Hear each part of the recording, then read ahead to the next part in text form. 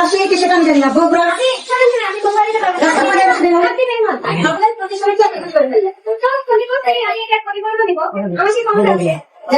এখানে অনেক happy customer আছে, তাদের উদ্দেশ্যে যদি ক্ষতিপূরণ না দিতে পারি আপনাকে এখনই রাজশাহী বের করে দেবো। রাজশাহী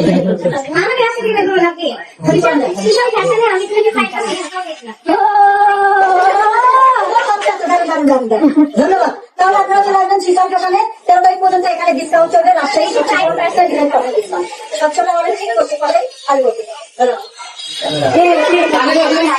রাজশাহীর জনপ্রিয় কন্টেন্ট ক্রিয়েটর ফারহানা বিথির একটা ভিডিও সোশ্যাল মিডিয়াতে ব্যাপক হারে ভাইরাল হয়েছে। এরপরেই রীতিমতো ট্রোলের শিকার হচ্ছে ফারহানা বিথি। অনেকেই বলেছে ফারহানা বিথি অনেক বেশি অহংকারী, এজন্য তো শেষমেশ রাজশাহীতে যে নিজ জেলায় এক সেলসম্যানের মুখে অপমানিত হতে হয়েছে তাকে।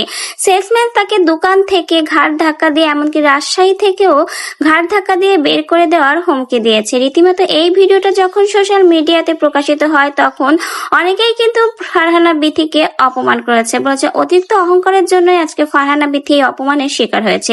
শেষমেশ এত অপমান ট্রোল মেনে নিতে না পেরে ফারহানা বিথি নিজেই ভিডিওটা শেয়ার করে এবং জানায় সম্পূর্ণ ভিডিওটা না দেখে কেউ কমেন্ট করবে না, শেষ পর্যন্ত ভিডিও দেখবেন এবং তারপরেই মন্তব্য করবেন।